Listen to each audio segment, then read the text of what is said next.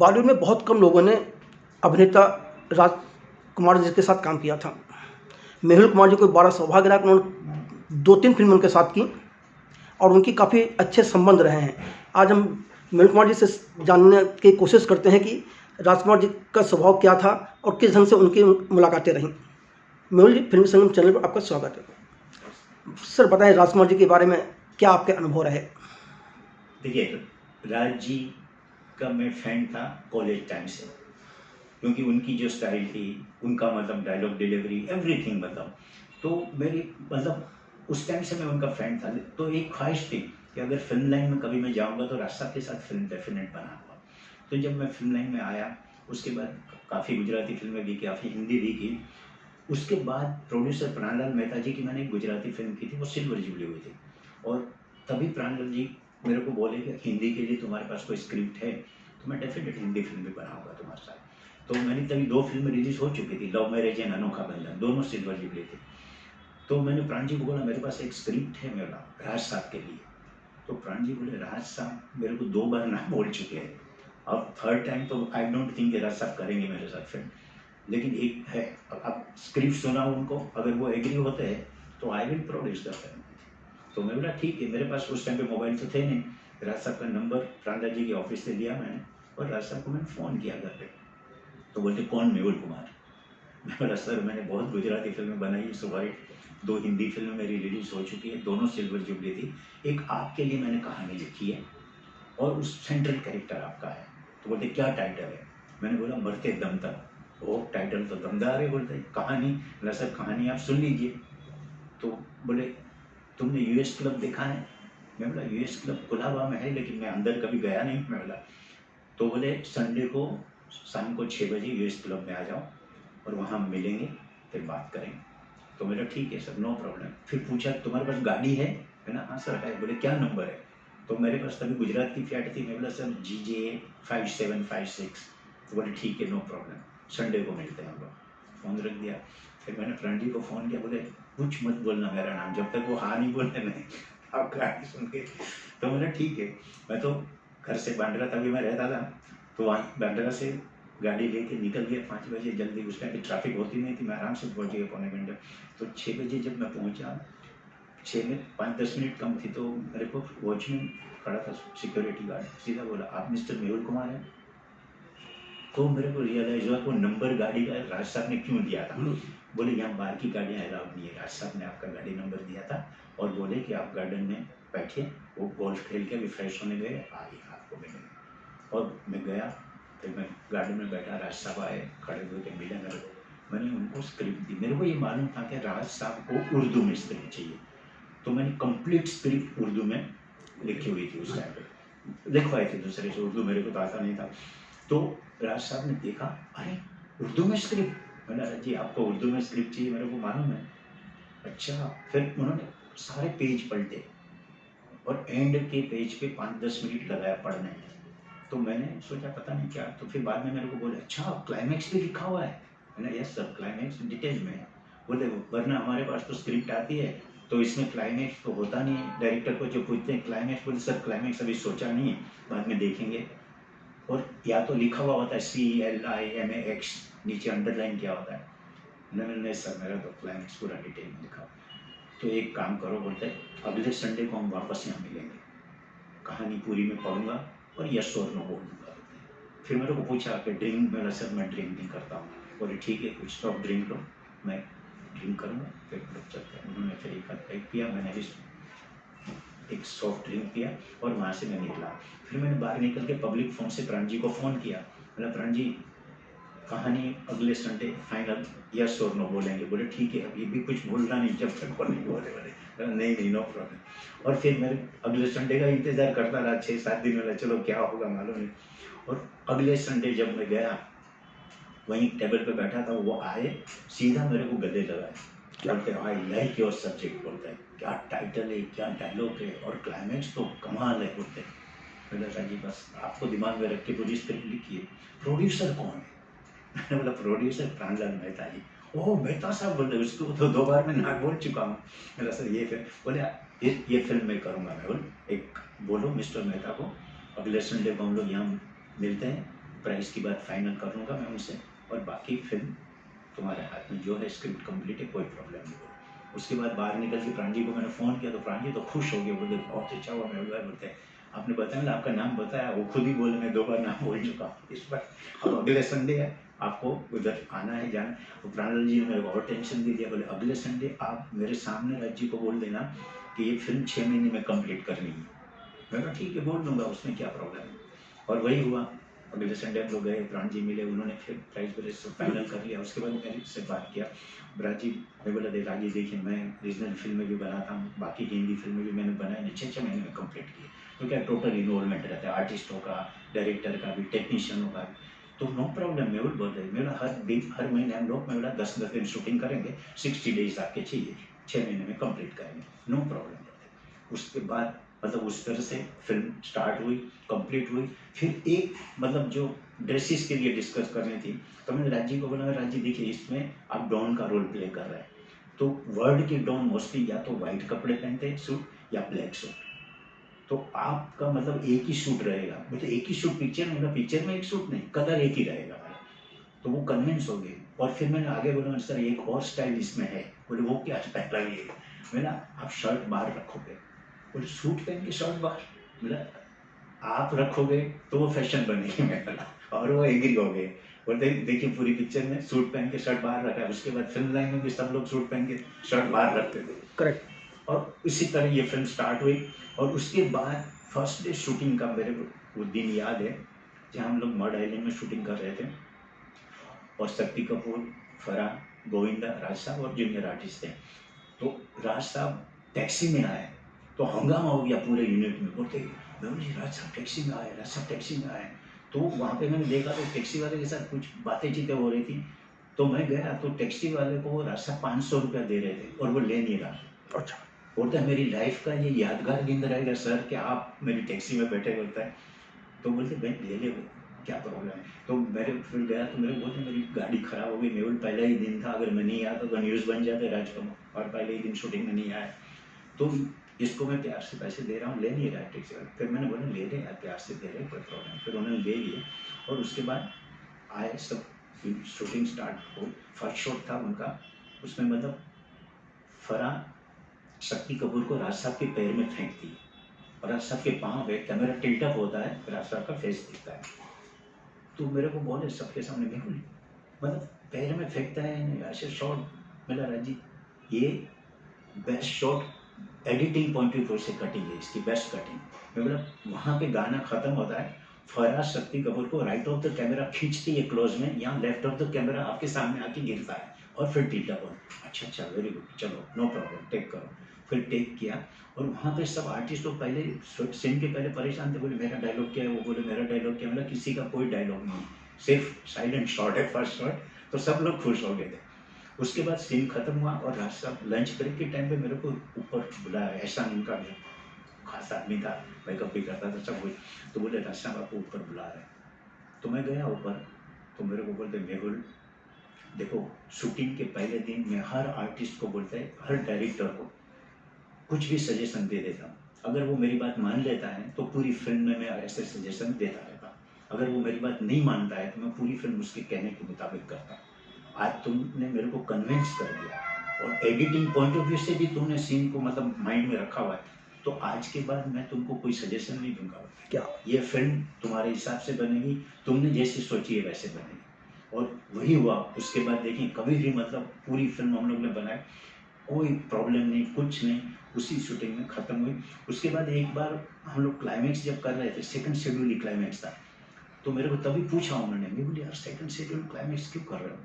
मैंने राजी क्या होता है देखिए, एंड में मोस्टली सब लोग क्लाइमैक्स रखते हैं, और एंड में क्या होता है कभी कभी प्रोड्यूसर के पास पैसे का प्रॉब्लम होता है। उसके बाद फिर अपनी इसमें कितना है, 3-4 गाड़ियाँ ब्लास्ट करनी है, जूनियर आर्टिस्ट 500 है, मैं सारे आर्टिस्ट है, और सेट लगेगा शमशान घाट का, पूरी आग लगाना है, सब कुछ है मेरा, तो खर्चा बहुत है इसमें, इसलिए मैंने ये सेकंड शेड्यूल रखा है। तो बोले नहीं नो प्रॉब्लम, बोलते मेरे को कन्विंस कर दिया तो मैं सही बोलते। तो वैसे हमने अपने क्लाइमैक्स की, और क्लाइमैक्स की शूटिंग में मतलब आपने पिक्चर देखी तो मरते दम तक मैं राज साहब का शमशान यात्रा का सीन है, वो मेरे को लाइफ टाइम याद रहेगा। और वो हम लोग खंडाला फरियाज होटल में राज साहब का घर दिखा था, एक्सटीरियर भी वही था। तो हम लोग शूटिंग कर रहे थे, राज साहब की डेड बॉडी ऊपर रखा हम लोग ने, राज साहब सोए हुए थे, पूरा सजाया हुआ था टेम्पो, जूनियर आर्टिस्ट भी उस टाइम पे 1000 जूनियर आर्टिस्ट बुलाए। तो राज साहब मैं नीचे खड़ा था, मेरे को बोलते मेहुल ऊपर आओ। तो मैं बोला अभी पता नहीं क्यों बुला रहे हैं, गया ऊपर। तो वो जो जूनियर आर्टिस्ट हार लेके खड़ा था, उसको बोलते मेहुल को दे दो हार। बोलते जानी ये हार तुम पहनाओ, जब जाएंगे तो ये मौका नहीं मिलेगा। तो मैं एकदम शॉक हो गया, मैंने कहा अच्छा ऐसा क्यों बोल रहे, ऊपर वाला कह रहा आप 100 साल जियो। बोलते नहीं पहना दो। बात उन्होंने टाल दी, मैंने इतनी सीरियस बात ली नहीं, और वो हार उनको पहनाया। फिर मैं नीचे उतरा, फिर मतलब वो शमशान यात्रा वहाँ से स्टार्ट हुई फरियाद से। लेकिन राज साहब की जब डेथ हुई तब जाके मेरे को वो सीन याद आया। हम लोग मृत्युदाता की शूटिंग कर रहे थे मेहबूब स्टूडियो में, अमित जी थे, डिम्पल जी थी, और वहाँ पे फ़ोन आया राज साहब के घर से कि राज साहब का इंतकाल हो गया है। तो मैंने पूछा कि भाई अंतिम संस्कार, बोले नहीं अंतिम संस्कार सब करके आ गए। तो बोले ऐसा, मतलब शॉक हो गया। बोले राज साहब के कुछ खास जो क्लोज थे ना, उनका उन्होंने नाम दिए थे कि बाद में घर पे इनको बुलाना, तो आपका नाम भी है तो आपको घर पे आना है। तो मैंने अमित जी को भी बोला, तो अमित जी बोले ठीक है पैकअप कर लो, नो प्रॉब्लम। तो वहाँ से मैंने पैकअप किया। फिर मेरे को वो सीन याद आया कि राज साहब जब गए थे ना, तो मेरे को बोले थे कि जाएंगे तो ये मौका नहीं मिलेगा। कितना इमोशनल, मैं तभी अमित जी को भी मैंने ये कहा सुनाई किस्सा, मैंने सर ऐसा था, बोलते देखो ग्रेट आदमी थे। फिर उसके बाद मैं घर पे गया, घर पे जाने के बाद भाभी जी से, बच्चों से, सबसे मिला। तो वहाँ पे मेरे को बताया कि वो बोल के गए थे कि फिल्म इंडस्ट्री में शमशान यात्रा एक तमाशा है, जो चला जाता है उसकी फिक्र लोगों को नहीं होती, बोलते कौन देखने आया है। काले चश्मे पहन के, वाइट कपड़े पहन के सब आ जाएंगे बोलते हैं, और पब्लिक उनको देखेगी, अरे देख वो जा रहा है, अरे देख वो जा रहा है, अरे देख वो जा रही है। तो वो बोलते हैं जिस आदमी की डेथ हुई है उसके लिए कोई सेंटिमेंट नहीं होता बोलते, और ये एक फैमिली अफेयर है बोलता। तो उन्होंने कहा था कि मेरी अंतिम संस्कार सिर्फ फैमिली के साथ ही करना, फिल्म लाइन वाले किसी को मत बुला, और नहीं बुलाया था। देखिए तो राज साहब के साथ तो मतलब इतनी यादें जुड़ी हुई है, अब ये मरते दम तक की थी। इसके बाद फिर जब तिरंगा स्टार्ट की मैंने, तो तिरंगा में राज साहब को फाइनल कर लिया था पहले मैंने। स्क्रीन में ऐड ही आया था, आपने देखा तो उस टाइम पे स्क्रीन में ऐड देते, 3 पेज थे, एक पेज पे राज साहब थे, सेकंड पेज पे बैक में वो इंस्पेक्टर का कैरेक्टर था क्योंकि वो फाइनल नहीं हो रहा था, और थर्ड पेज पे वो तीनों लड़के थे। तो मेरे को काफ़ी लोग पूछते थे मैं यार ये अनाउंसमेंट तुम्हारा आया है तिरंगा, वो कौन है सेकंड बैक में खड़ा है। मैं बोला वो नेक्स्ट इश्यू में आएगा फ्रंट से दिखेगा, क्योंकि उस टाइम पे मैंने पहले रजनी जी को सोचा था वो रोल के लिए, और रजनी जी को सुनाया भी मैंने, उनका नाम भी ओरिजिनल रखा है उसमें, देखिए रजनी जी का जो नाम है वही है, शिवाजी राव वाघरे।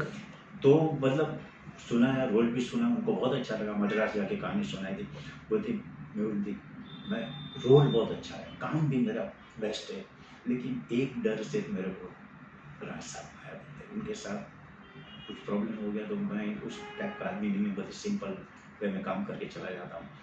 तो नेक्स्ट टाइम कभी करेंगे कि आप इस फिल्म में मेरे को माफ़ कर लो बोलते। फिर मैंने नसीर भाई को सुनाया तो उन्होंने भी ना बोल दिया। फिर उसके बाद मेरे को हमारे जो पब्लिसिस्ट उस टाइम पे थे स्टूडियो लिंक वाले, उन्होंने बोला कि मेरे में नाना को साइन करो, नाना आर्टिस्ट बहुत अच्छा है और प्रहार फिल्म। हाँ तो मैं बोला ठीक है, मेरे पास नंबर तो है नहीं, मेरा मेरे को नंबर है तो दे दो मेरा। तो उन्होंने नंबर दिया। फिर नाना को मैंने फ़ोन भी किया, तो बोलते मैं कमर्शियल फिल्में नहीं करता हूँ। मैंने नाना यार देखो कमर्शियल फिल्म करोगे नहीं तो इंटरनेशनल पहचान होगी। आर्ट फिल्म तो अभी उस टाइम पे बॉम्बे से बोरीवली तक चलती थी, बस हिट होती थी तो दूसरी स्टेट में रिलीज होती थी, वरना रिलीज भी नहीं होती थी। तो बोले क्या बात कर रहे हैं ना, सही बोल रहा हूँ। तो उसने भी वही बोला कि तेरी फिल्म का टाइटल क्या है, मैंने तिरंगा टाइटल है, रास्ता फाइनल है मेरा उसमें, यही सेकंड कैरेक्टर है जो मेरे को फाइंड करना है। कहानी मतलब कहानी रेडी है, सीन वाइज सुना सकता हूँ। तो बोले ठीक है कल मेरे घर पे आ जाओ, लोखंड वाला का एड्रेस दिया मेरे को। हम जाके सुबह 11 बजे उसको कहानी सुनाई, कहानी अच्छी लगी। फिर वो बोलते कि कहानी तो तेरी बहुत अच्छी है, लेकिन एक बात मैं क्लियर कर देता, अगर राज साहब ने इंटरफियर किया तो मैं सेट छोड़ के चला जाऊँगा और दोबारा वापस नहीं आऊँगा। मैंने राज साहब मेरे सेट पे कभी कोई इंटरफियर करते नहीं, मैंने कोई टेंशन नहीं, जो कहानी आपको सुनाई मेरा वही राज साहब को सुनाइए, सीन वाइज ओके, और तुमने भी सीन वाइज ओके किए तो कोई प्रॉब्लम नहीं है। और बाद में हमारी प्राइस की बात फाइनल हुई, और उसके बाद मैंने रात को राज साहब को फ़ोन किया, तो मेरे को बोलते, मैं बोला राज जी वो कैरेक्टर फाइनल हो गया। बोलते कौन फाइनल हुआ? मैं बोला नाना पाटेकर। अरे नाना पाटेकर फाइनल हुआ है? वो तो मतलब जाहिल किस्म का इंसान है, कुछ भी गाली गलौज सेट पे करता है, मारा मारी कर लेता है। बोला राज जी ऐसा कुछ नहीं होगा, क्लियर कट एवरीथिंग, मेरी बात हो गई, प्राइस की बात भी हो गई, सब कुछ, कल मैं उसको साइनिंग अमाउंट भी दूंगा। तो और कुछ बोला वो? मेरा उसने एक बात बोली कि अगर राज साहब इंटरफेयर करेंगे तो मैं सेट छोड़ के चला जाऊँगा और वापस कभी नहीं आऊँगा। तो बोले मैं कहाँ तुम्हारे वहाँ इंटरफेयर करता, नो प्रॉब्लम, बोले स्टार्ट करो। और उसी तरह तिरंगा स्टार्ट। अब तिरंगा के मुहूर्त के दिन एक बहुत बड़े प्रोड्यूसर, उनका नाम मैं नहीं बताऊंगा, मेरे को मुहूर्त पे वो आए थे और बोल विश करके क्या बोलते, भगवान करे तेरा ये तिरंगा लहराए। बोले एक ईस्ट है दूसरा वेस्ट है, और दोनों को लेके तू 6 महीने में प्लान करके बैठा है। देखो वो बाद में वही हुआ, पिक्चर रिलीज भी हुई, सुपर हिट भी हुई। और उसमें राज साहब और नाना का मतलब बिगिनिंग में थोड़ा सा मतलब ये लोग इतने नज़दीक नहीं आ रहे, लेकिन जब मैंने गाना किया ना, पीले पीले वो मोरे राजा और पीले पीले वो मोरे जानी, डांस वांस था दोनों का, ड्रिंक का था पूरा, तो उसमें राज साहब और नाना की थोड़ी नज़दीकियाँ बढ़ गई, और उसके बाद मतलब थोड़े से नज़दीक आ गए थे। फिर पिक्चर में कोई प्रॉब्लम नहीं हुई थी, और राज साहब का मतलब नाना के साथ भी बाद में एकदम अच्छा ट्यूनिंग हो गया था, कोई टेंशन नहीं। तिरंगा में गाने में जानी शब्द क्यों जोड़ा गया था? देखिए तिरंगा में मतलब जब तिरंगा फाइनल हुआ है, लक्ष्मी जी थे, तो मैंने बोला, मैं लक्ष्मी जी बोले, मैंने बोला गाने किससे लिखवाएंगे? मैं बोला गाने आप बोलो किससे लिखवाना है आपका, जिसके साथ ट्यूनिंग हो गए। बोले संतोष आनंद को बुलाओ। मैंने संतोष आनंद जी तो मतलब मनोज जी के गानों लिखने के बाद छोड़ दिए, गाने तो लिखते नहीं। बोलते नहीं आप बात करो, बोलते मैं नंबर देता हूँ उनका। तो मैंने वही हुआ, संतोष जी को फ़ोन किया, तो संतोष जी पहले ही डायलॉग सुनाया, बोले मैंने गाने लिखना छोड़ दिया भैया। तो मैं बोला लेकिन सर ये गाने आप लिखो ऐसा हम चाहते हैं। बोले क्यों? मैं बोला ये फिल्म ऐसी है। बोले क्या टाइटल है तुम्हारी फिल्म का? मैं बोला तिरंगा। अच्छा तिरंगा? मैं बोला हाँ सर। तो बोले फिर मैं लिखूँगा, एक काम करो मेरे को रिटर्न टिकट 8 दिन के बाद की भेज दो, मैं एड्रेस देता हूँ। उस टाइम पे तो सब कुछ था नहीं, और एड्रेस दिया, और उन्होंने बताया कि मैं रॉयल इन होटल में ठहरूँगा, 8 दिन रुकूँगा, 8 दिन में सारे गाने लिख के चला जाऊँगा, नो प्रॉब्लम। तो मैंने ठीक है मैं आपको टिकट भेज देता हूँ, और प्राइस बोले उधर फाइनल कर लेंगे, प्राइस का टेंशन मत लो। उस टाइम पे सोचिए ऐसे थे। तो मैंने ठीक है नो प्रॉब्लम सर। फिर वो ओके हुए, मैंने लक्ष्मी जी को भी बोला, बोले हो गया? मैंने हाँ हो गया, वो आ रहे हैं मैं नेक्स्ट वीक। और उसके बाद आए 8 दिन मतलब गाने, और ये गाना जब हम लोग फाइनल करने वाले थे तो संतोष जी को मैंने बोला, संतोष जी देखें राज साहब का खास वर्ड है जानी, और जानी आज तक कोई गाने में नहीं आया, और वो भी राज साहब के गाने में। तो मैं बोला हमारे जो बर्थडे पार्टी सॉन्ग है उसमें कुछ ऐसा आ जाए जानी वर्ड एक लाइन में तो बहुत अच्छा होगा। बोले क्यों नहीं आएगा? आ जाएगा। बोलते बर्थडे पार्टी है, वो भी आर्मी में है, सारे पीने वाले जमा हुए होंगे, ड्रिंक भी होगा साथ में, तो एक बोलेगा पीले पीले वो मरे राजा, दूसरा बोलेगा पीले पीले वो मरे जानी, और वो देखिए मुखड़ा बन गया। ऐसे ये जेन्युइन राइटर थे, और उनका वो टाइटल सॉन्ग क्या लिखा, मेरी आन तिरंगा है मेरी शान तिरंगा है, आज भी मतलब वो इमोर्टल बोला जा सकता है गाना, हर जगह बजता है 15 अगस्त को, 26 जनवरी को, पिक्चर भी चलती है लेकिन गाना भी लिखे। तो इस तरह से वो गाने भी उन्होंने लिखे, रोमांटिक गाने भी इतने अच्छे लिखे, तो वो इन्वॉल्वमेंट इतना होता था राइटर, सोचिए पहले। जब गाना राजकुमार जी ने सुना होगा तो उन्होंने कुछ कहा था कि जानी शब्द क्यों आ गया भाई? राज साहब सिर्फ वो गाना सुना नहीं तो हंसने लगे, बोलते मेहुल तेरा आइडिया है। मेरा आज तक आया ही नहीं, मेरे बहुत अच्छा है, लेकिन मेरे को लगा कि ये मेहुल का ही आइडिया हो सकता है जो ऐसे जानी वर्ड इसमें डाला गाने में। तो मैंने, राज साहब बहुत खुश हो गए थे, बोले बहुत अच्छा गाना है, और दिल से देखो उन्होंने गाना भी आप देखो तो डांस किया है, दिल से डांस किया है नाना ने और राज साहब ने दोनों ने। राजकुमार जी की खासियत क्या थी? लोग तो उनके बारे में बहुत सी बातें करते, खड़ूस थे, किसी को इम्पोर्टेंट नहीं देते थे वगैरह वगैरह। देखिए राज साहब ने किसी के साथ 3 फिल्में नहीं की, एज ए डायरेक्टर मैं ही हूँ जिसके साथ उन्होंने कंटिन्यू 3 फिल्में की, और तीनों फिल्में हिट थी। राज साहब का जो मैंने देखा ना कि उनको एक बार आप कन्विंस कर दो ना तो फिर राज साहब मतलब कोई प्रॉब्लम नहीं होती। अगर राज साहब को आपने कहानी सुनाई कुछ और, सेट पे कुछ डिस्कस हुई, तो फिर वो अपने सजेशन चालू हो जाते हैं, लेकिन एक बार एवरीथिंग क्लियर कर लो ना तो राज साहब के साथ कभी कोई टेंशन नहीं होती। उनकी स्टाइल के सारे सीन होने चाहिए। तो वो मतलब मेरी जितनी भी स्क्रिप्ट थी वो राज साहब को दिमाग में रख के ही लिखी गई थी।